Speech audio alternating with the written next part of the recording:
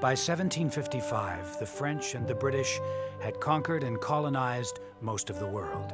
Even with their vast empires, they each coveted what the other possessed. The crown jewel both claimed as their own was the Americas. The French army, with the Ohio and Missouri rivers in its grip, controlled the West. The British ruled the East. Between them lay the quiet land of the Hudson Valley. It was here that the lives of soldiers and settlers alike would be lost.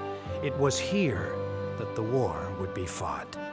Yet out of this war survived the likes of Washington, Jefferson, and Franklin, men destined to construct our nation. So too were the legends of our land born, and none was more magnificent than the one they called Hawkeye.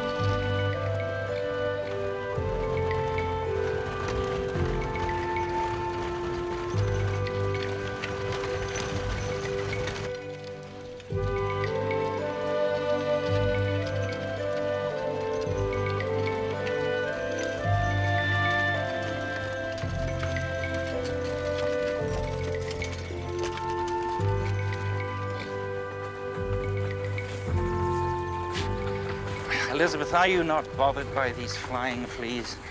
Well, yes. But they are the least of what bothers me. We haven't seen a human being or a sign of civilization for days. Elizabeth, I begged you to be sure of your commitment to this journey before we started. 7 weeks of fleas and foul weather and loneliness have worn down my commitment. This is an adventure for younger men, William. So there it is said.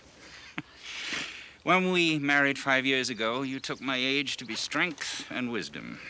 And now you see it as weakness and naivety. That is not what I meant. Forgive me. But you must face the fact that... William.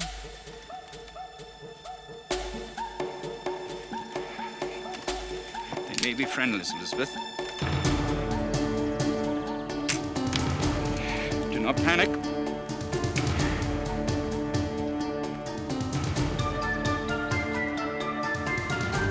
Take the one on the right.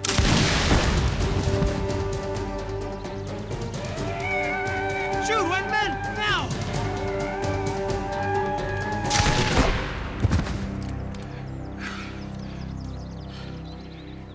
Shot the savage.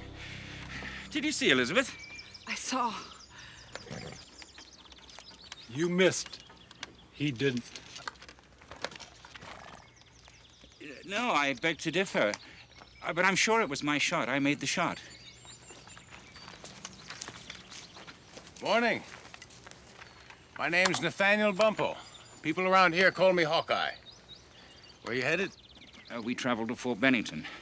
I am William Shields, and this is my wife, Elizabeth. William, I think that we owe this man and the Indian a debt of gratitude. Oh, to the savage, indeed, I am indebted. But, sir, could you kindly explain and set the record straight that it was I who made the shot? Please tell them the truth of this matter. Well, sir, the truth of the matter, if it's important to you, is whatever way you saw it. Oh, yeah. Thank you. Well, if you would care to accompany us to Fort Bennington, you're welcome of my protection. Much obliged. But the savage and I have business elsewhere.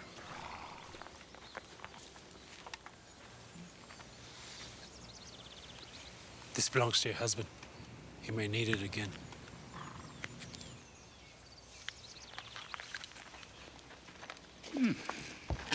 Well, you would have thought they could have at least said thank you. So, what do you think of me now, Elizabeth? Still unfit for this frontier life?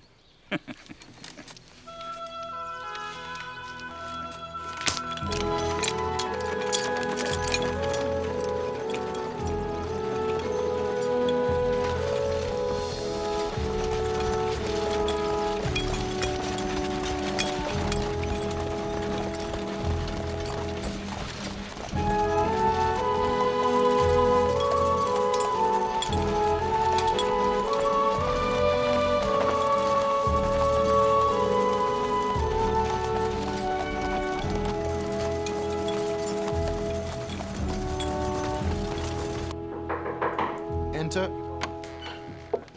Speak quickly. By your leave, Captain Shields, you requested that you be notified of your brother's approach. They are here. Safe? Yes, sir. Excellent. What serendipity to finally have educated, genteel beings amidst this chaotic, uncouth wilderness, eh, Holland? Sir? Exactly. Bring brandy. Yes, sir. William. Oh, brother. Elizabeth, Taylor. by God's grace, you've finally arrived.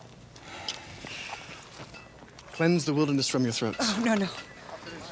Drink to the new life. The frontier life seems to suit you, Taylor. Does it not, Elizabeth? Well, indeed it does. How are you? With your arrival at last, excellent. Tell me of yourself, Elizabeth. Well, she will tell you that it was I who made our journey safe, even though we were attacked by hostile Indians. You were attacked by Hurons? Yes, two of them. I dispatched one of them. And what of the other? A woodsman by the name of Hawkeye and his Indian friend assisted us.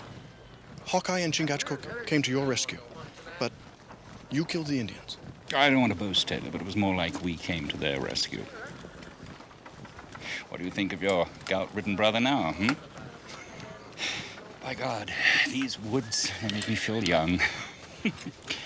Is the trading post in ready for our merchandise? Yes, I believe so. I'll see to the horses. You see to our new business, Elizabeth. He shot an Indian. Yes. And here's the ball that did it. A moment, Taylor.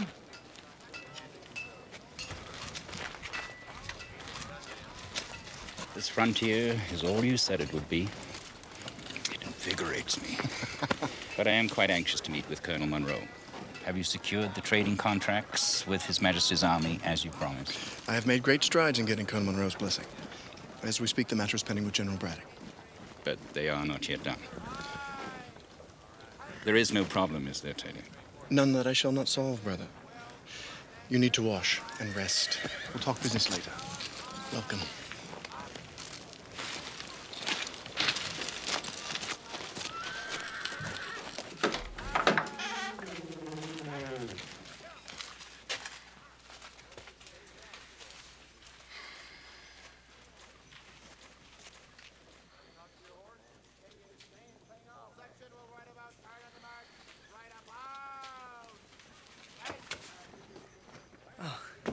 Howdy, ma'am. You must be Mrs. Elizabeth Shields. Yes. Well, hi, I'm McKinney, and this here's Peavy. Hello. Well, welcome to Fort Bennington. Thank you. Oh! Mallards, ma'am. We catch them off the lake. We've been sort of caretaking the place on anticipation of your arrival. Spent 2 weeks cleaning and getting stuff organized. 2 weeks? Well, figured it's the least we could do, seeing as you might hire us as assistant managers. Assistant managers? Well, perhaps the assistant part in the beginning and the manager part to follow. I see. Dang, that's what that thing was. Come here. Miss Shields, we'll take care of this in no time. Peavy!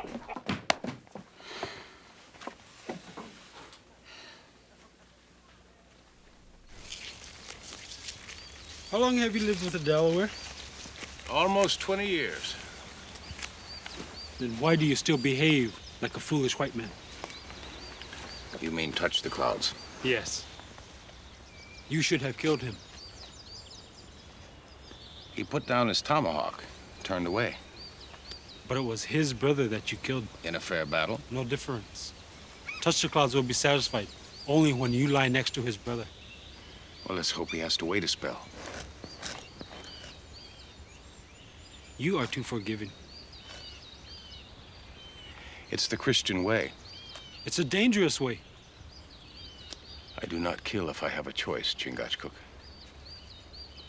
Well, let's hope you have a choice when Touch the Cloud comes to kill you.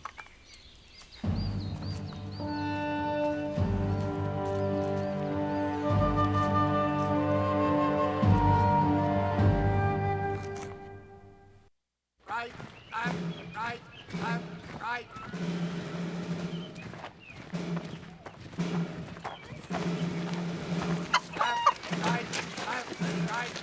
Think Miss Shields took a liking to us? What's there not to like about us, Peavy? Just let me do the negotiating for our jobs. Well, we caught the little devil. You know, Mrs. Shields, it takes a heap of doing to run a place like this.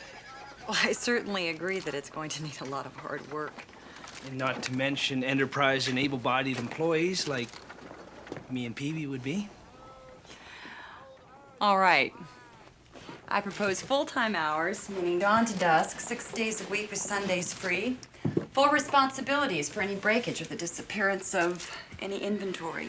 And I will charge you for any consumables that you eat or drink at the prevailing prices.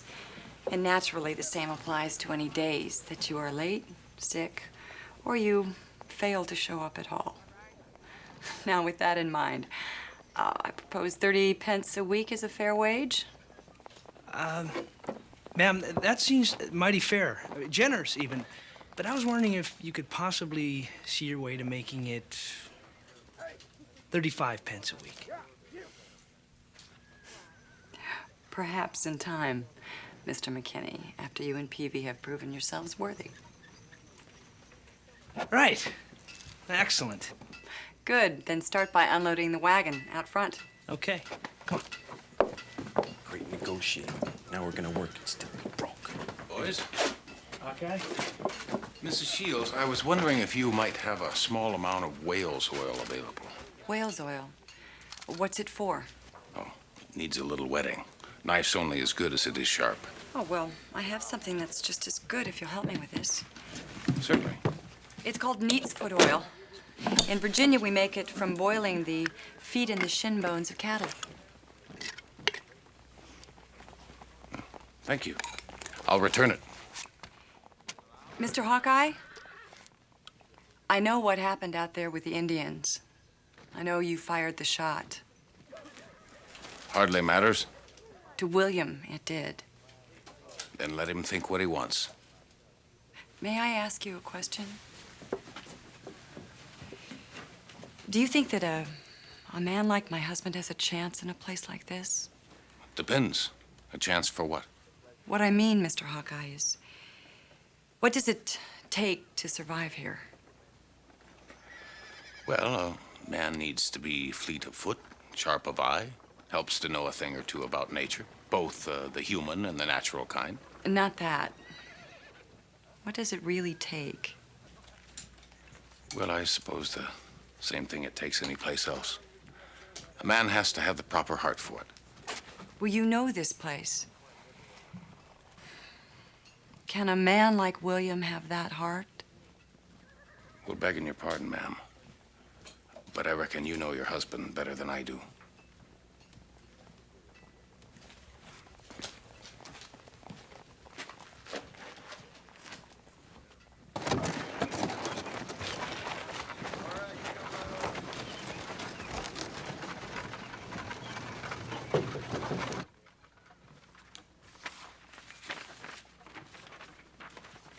Enter.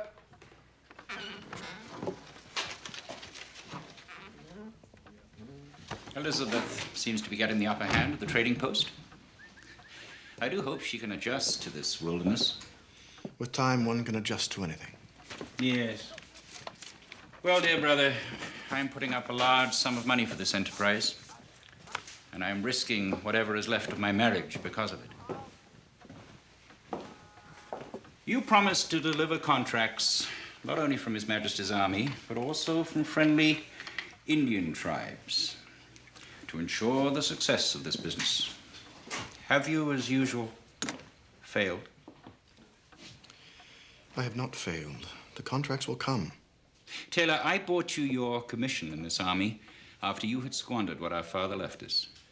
William, I was 18 years old, for God's sake. Yes, and I purchased your captaincy in order to give you another chance. I am aware of my obligation to you, William. Do not hold my debt to you like a dagger to my throat. Then deliver. Or the reserve of your inheritance that I control will be used to finance my return to Virginia. But it is rightfully mine to use. No, Taylor, it is now mine, and therefore Elizabeth's. And only by my grace can it ever be yours again. You remember this, Taylor, and get me those contracts you promised.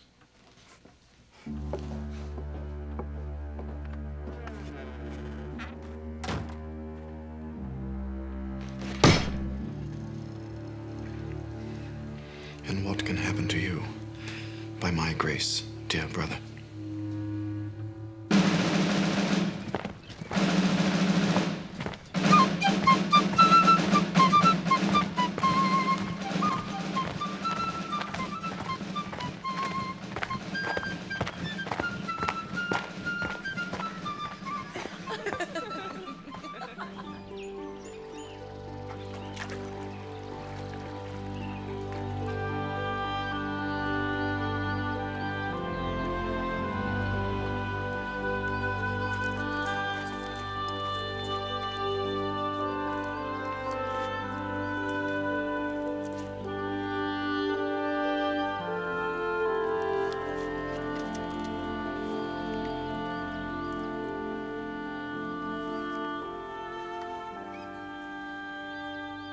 nonsense. This is all nonsense.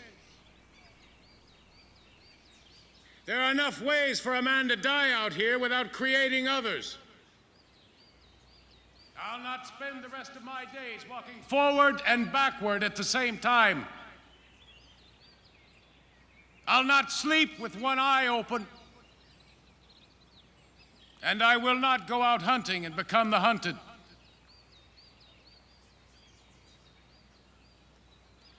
So let there be a time and a place where this will be settled.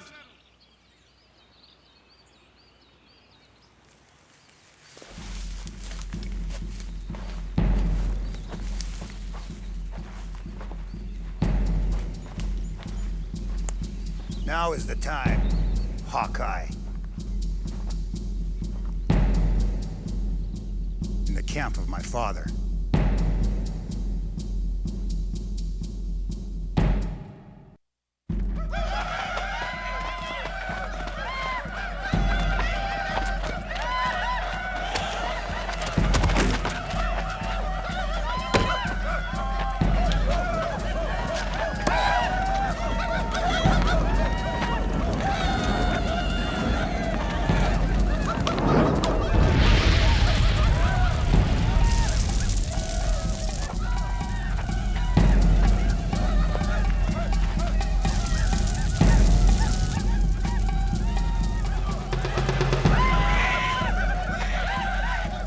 Son died a warrior's death.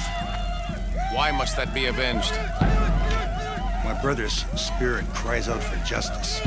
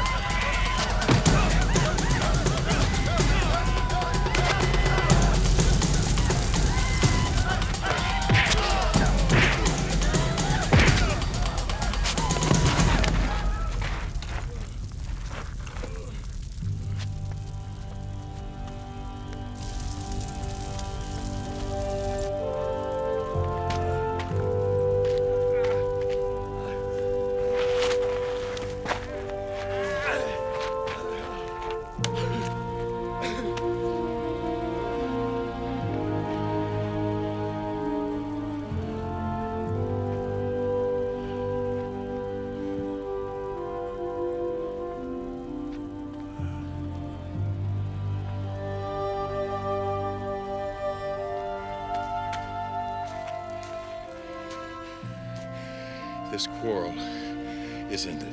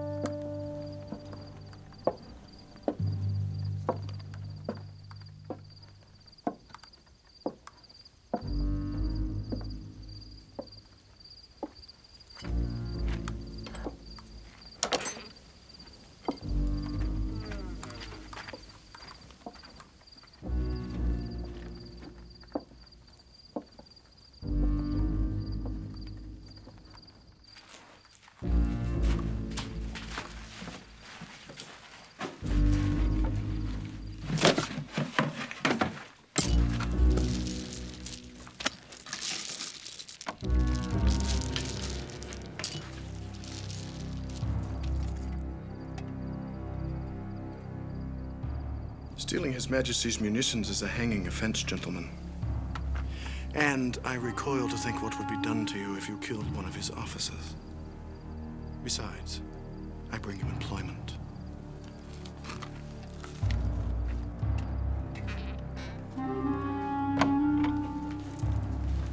Now, Mr. Doyle and Mr. Coughlin, shall we chat?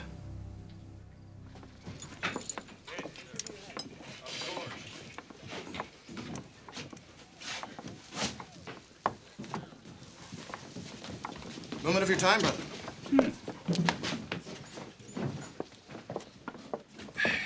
What is it, Taylor? As I assured you, I have secured a trading pact with you and the Senecas. Wondrous. Who are they, and where do they live? They are a member of what is called the Iroquois Nation. They are Indians. Are you mad? I'm to trade with the hostiles? Hear me out. The Senecas are a large tribe. If you succeed in garnering their trade, you could have access to the entire Iroquois nation of 6 tribes. The man who controls the Indians controls all of the trade in this land. Now, it is risky, but the rewards, they far outweigh the jeopardy. You wanted riches, I am handing them to you. I think you are handing him his death. William is right. This is madness, Taylor. Far from it, Elizabeth. This is opportunity. If William does not seize this, then others will. And the Senecas are dissatisfied with the French goods. William, please do not listen to him. This is a venture for men with no obligations, no family. Do I have a family, Elizabeth? Are you telling me long-awaited news? No, I'm not. Then leave this affair to me.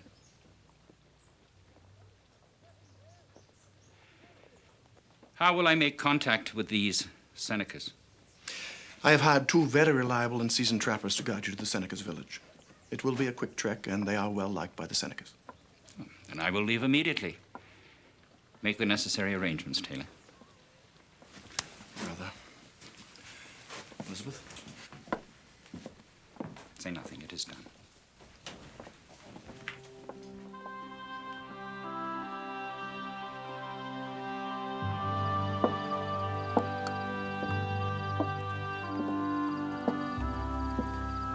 Taylor may not have inherited very much of the intelligence in the Shields clan, but he is clever, nonetheless. Shrewd is more like it. Well, shrewd. May earn Taylor the keys of some small kingdom, but it's a nearsighted goal. There is true wealth and genuine power to be had in this frontier, Elizabeth. Oh, I realize you do not yet agree, but in time, I think this journey will prove to be worth taking for both of us. It is 1,000 miles away from everything we know. Yes. And that's the adventure. I said something earlier that was not polite, nor intended. I would give you a family, if I could. If we could. A man lives to a certain age, only to realize that he is mortal, and his true needs are simple. And he's very lucky if he finds them. And have you? Yes.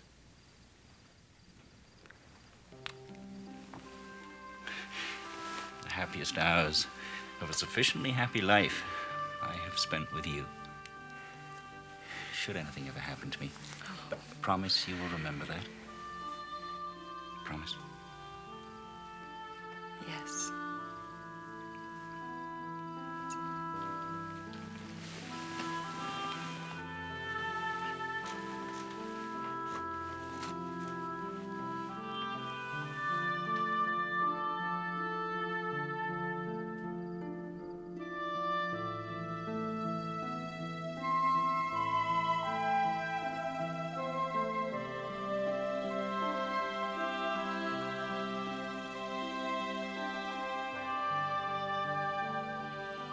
I've heard it said by those who make their lives on the sea that when you do not know the harbor you seek, then no wind is the right wind.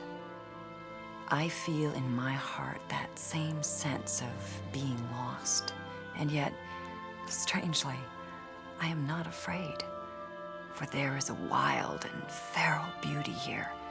Nature is free and untamed, and I know that is the way the hand which fashioned it meant it to be.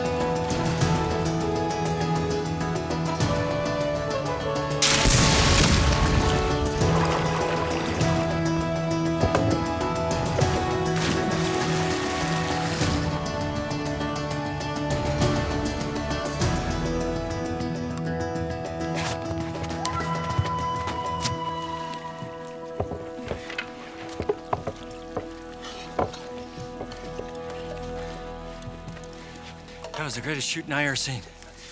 2 paddles, 1 ball.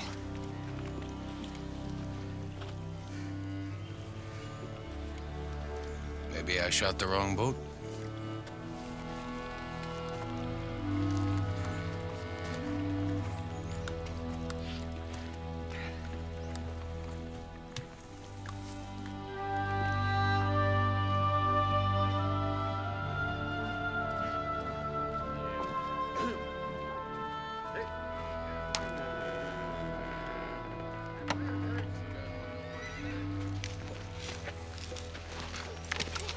Well?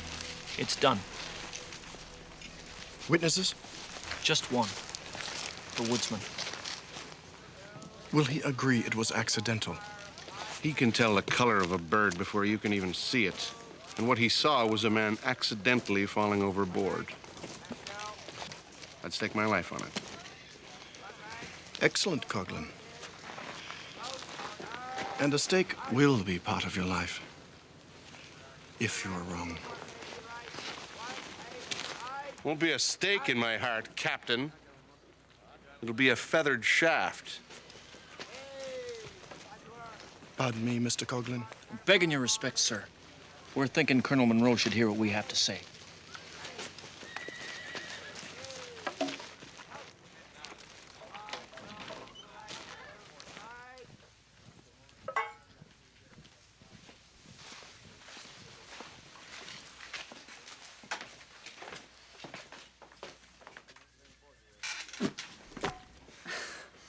Well, that was pretty close, Mr. Gunderson.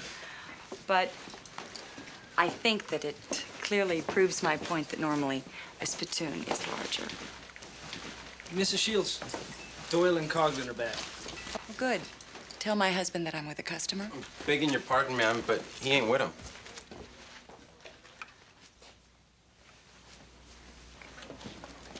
With them, PV, not with him. Please attend to Mr. Gunderson. Yes, ma'am. Am I to understand, Captain Shields, that the French have been near completion of a fort a mere 50 miles north of here, and we are now just learning of it? Sir, I believe it is a wiser path to travel when one has fact, not fiction. I had heard from our natives that a French fort was under construction, but given that they are so faithfully inaccurate, I dispatched these gentlemen, along with my own brother, to confirm it. I was under the impression that your brother had been sent north to negotiate a trading pact with the Seneca. What is urgent now, sir, is that the French are about to have a strategic post with which they can attack. Come. Forgive the interruption, Colonel Monroe, but I was anxious to see William.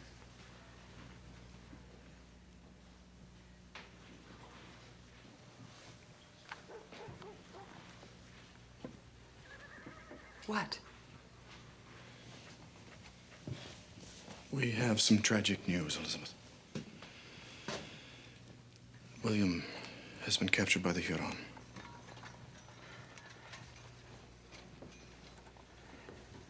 How did this happen? Well, ma'am, one moment we was being chased by the heathens, and then, Willem, well, he sort of fell out of the boat. Was he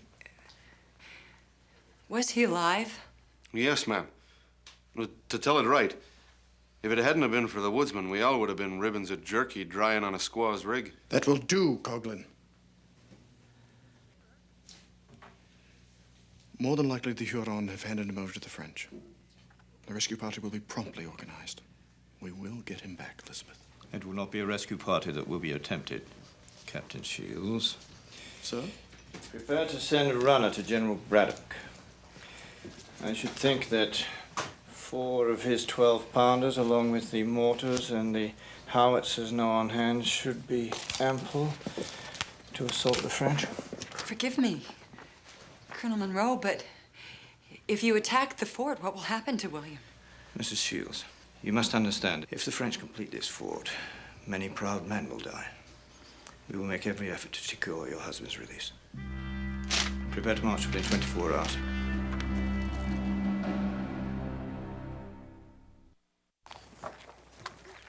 The French have been known to treat their captives civilly, and we will ask for the immediate release of all hostages prior to the assault.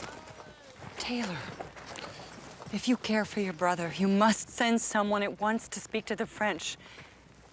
It is William's only hope. Do not speak to me of caring for my brother. I brought him to this wilderness to free him from a life of gout and boredom. I put the fire back in his belly, me. If he is to die in this land, then so be it. It is your duty to... It is my duty to serve my country before my brother. I clearly see and perform my duties as a servant to His Majesty. And from what William tells me, you...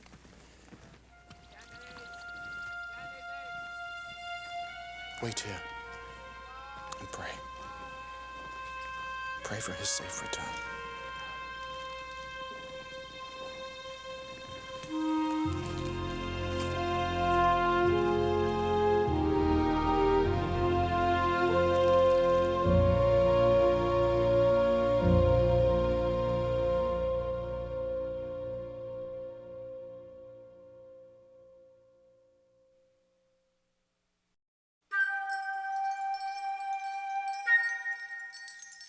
Mm-hmm.